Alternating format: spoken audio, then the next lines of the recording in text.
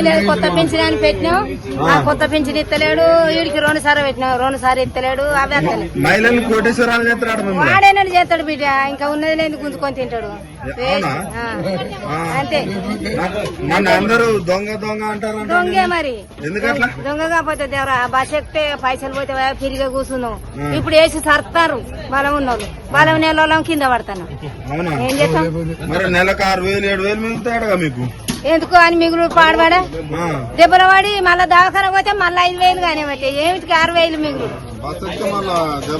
మరి పడితే కొడుతుర్రు, సదనైన వాళ్ళు కొడుతుర్రు, నూకేస్తారు, నూకేసే వరకు దిప్పుకు అంటే ఏం చేస్తాం?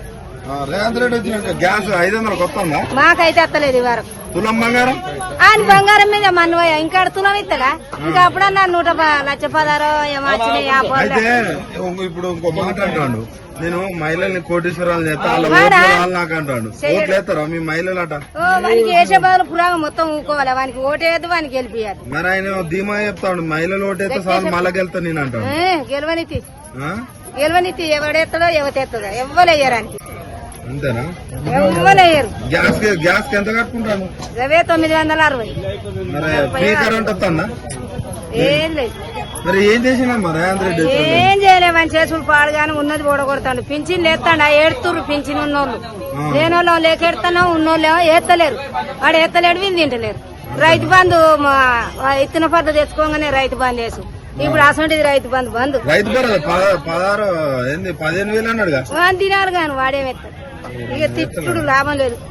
ఇక అంత ఇంటే బాధ బాధే ఉన్నది కదా. మరి కేసీఆర్ వాడు ఇత్తనాలు తెచ్చుకోగానే వేసు రైతు బంధు.